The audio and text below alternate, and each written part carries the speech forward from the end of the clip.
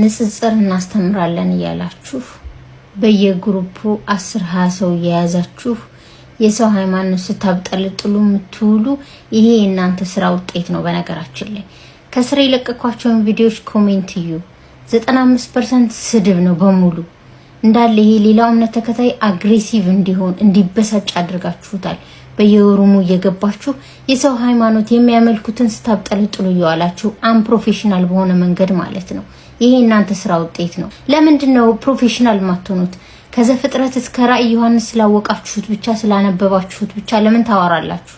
ለምን በፕሮፌሽናል በለዘብታ ቋንቋ ለምን አጣሯቸውም? ያ ከሆነ አላማችሁ አቁስላችኋቸው አሁን የዚህ ሰውዬ ስራ መጥፎ እንደሆነ እንዳይታይ አድርጋችኋቸዋል። ከዛ አልፎ ደግሞ ሩሱል ላይ በዚህ ደረጃ ተነስተው እንዲያላግጡ ተጠያቂዎቹ የመጀመሪያዎቹ ሩም ከፍታችሁ አፋችሁን ስከፍቱ የምትውሉ የኛ ልጆች ናችሁ።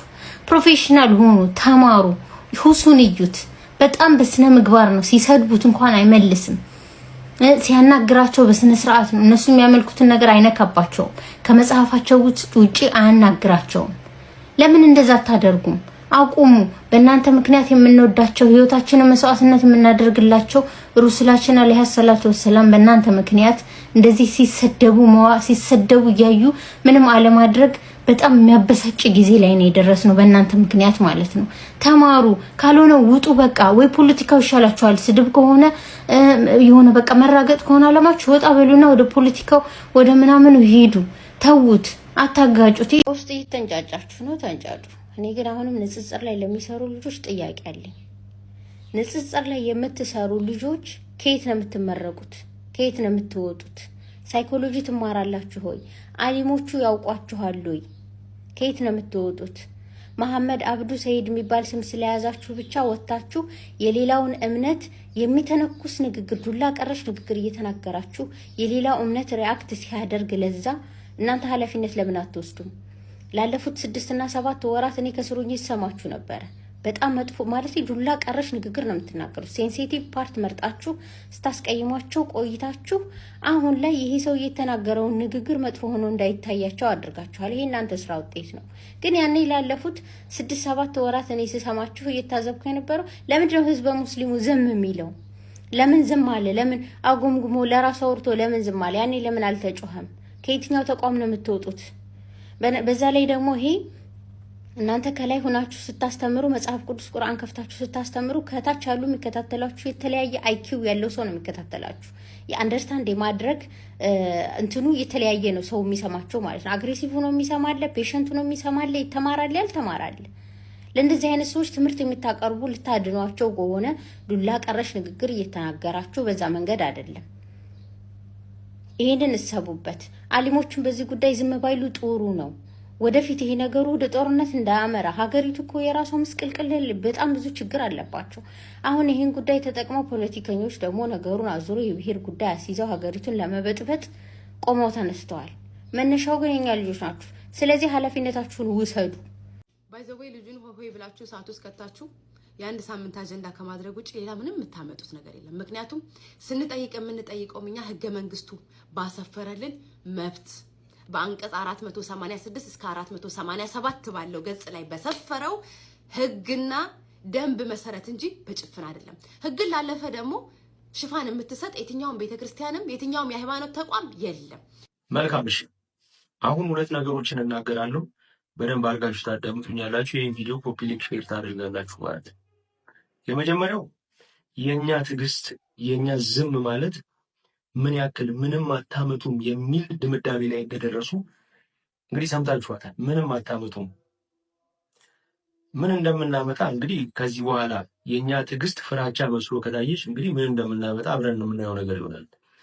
ከዛ ውጪ ግን አንቺ የጠቀሽው አንቀጽ ለራስሽም እንደሚሰራ ግን የተነጋሽ ይመስለኛል።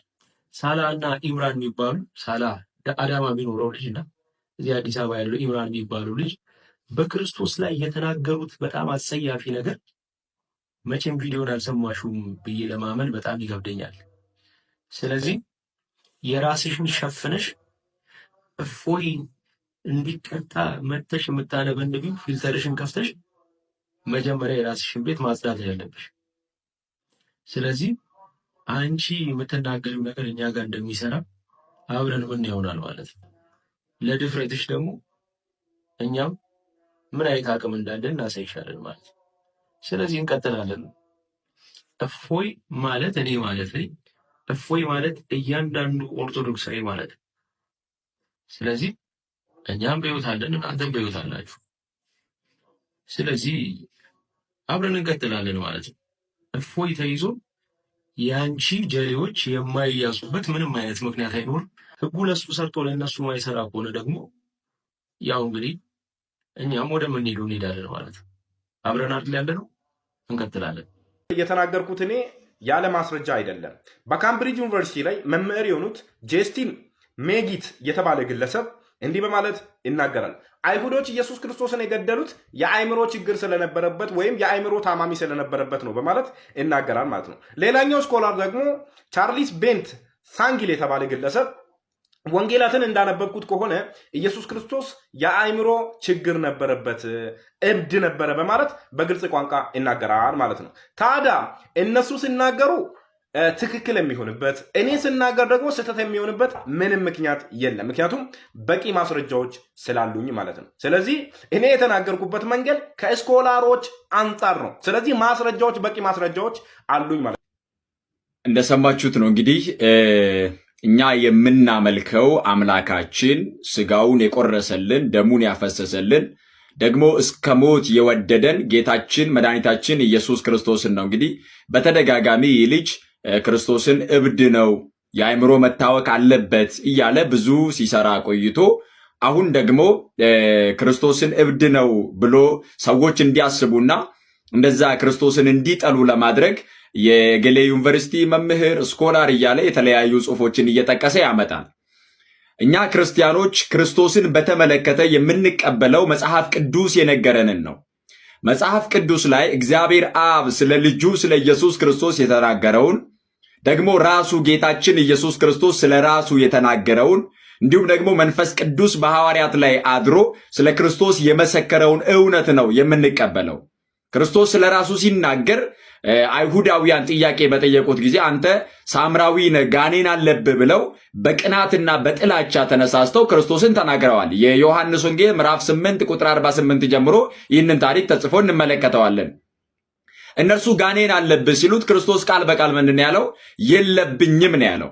ጋኔን የለብኝም ካለ ክርስቶስ እርሱ ጋኔን የለበትም፣ አጋንንትን የሚያወጣ ደግሞ የዲያብሎስን ሥራ ሊያፈርስ የተገለጠ የእግዚአብሔር ልጅ እንጂ ክርስቶስ ጋኔን ያለበት አይደለም። ጋኔን የለብኝም በማለት ተናግሯል። ክርስቶስ ራሱ የለብኝም እያለ አይሁድ በቅናትና በክፋት ተነሳስተው አለበት ብሎ የተናገሩትን ማመዛዘን ያስፈልጋል። እኛ የምንቀበለው የለብኝም ያለውን ጌታ እንጂ በቅናት ተነሳስተው አለበት ያሉትን አይደለም። ይህንም በሚገባ ማስተዋል ያስፈልጋል። ሁለተኛ ከሐዋርያት መካከል የትኛው ሐዋርያ ነው ክርስቶስን እብድ ነው ብሎ የሰበከ? እብድ ነበረ፣ የአእምሮ መታወክ ነበረበት ብሎ የሰበከው የትኛው ሐዋርያ ነው? 12ቱ ደቀ መዛሙርት ናቸው? ቅዱስ ጳውሎስ ነው?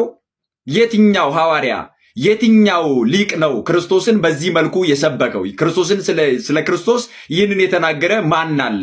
ከመጽሐፍ ቅዱስም እንዲህ ብሎ ክርስቶስ ይህ ነው ብሎ የሰበከ ማንም የለም። ደግሞ በቤተ ክርስቲያን ታሪክን ብንመለከት የትኛውም ጉባኤ ላይ የትኛውም መናፍቅ ክርስቶስን እብድ ነው ብሎ እንኳን ከምንፍቅና ደረጃ እንኳን እንደዚህ አይነት ጥያቄ በክርስቶስ ላይ አልቀረበም። ስለዚህ የምንወደው አምላካችን የምናመልከው አምላካችን ደግሞ በነፍሳችን ተወራርደን የምንገዛለት ከልባችን ከራሳችን በላይ የምንወደው ጌታችን ነው ኢየሱስ ክርስቶስ። ስለዚህ በክርስቶስ ላይ የሚነሱ አላስፈላጊ ሐሳቦች መቆም አለባቸው። አምላካችን ነው ሲሰደብ፣ አምላካችን ነው፣ ፈጣሪያችን ነው፣ መድኃኒታችን ነው፣ ጌታችን ነው። መጽሐፍ ስለ እርሱ የነገረንን አምነን ነው የምንሰብከውና ከዚህ የተነሳ ክርስቶስ እብድ አይደለም፣ ጋኔን የለበትም፣ የአእምሮ መታወክ አልነበረበትም። ፍጹም ሰው ሆኖ በተገለጠበት በዘመነ ስጋዌው መራቡን፣ መጠማቱን፣ መገረፉን፣ መሰደቡን መጽሐፍ ቅዱስ ላይ በተጻፈው መሰረት እንመለከታለን። ግን የተሰደበው ስለኛ ነው፣ የተገረፈው ስለኛ ነው፣ የሞተው ስለኛ ነው፣ የተሰቀለው ስለኛ ነው። ሞታችንን በሞቱ ገድሎ በትንሣኤው ኃይል በራሱ ስልጣን ከሞት ተነስቶ ደግሞ በአባቱ ቀኝ በክብር የተቀመጠ የዘላለም አምላክ ነው ክርስቶስ። የእርሱ ቸርነት ከሁላችን ጋር ይሁን።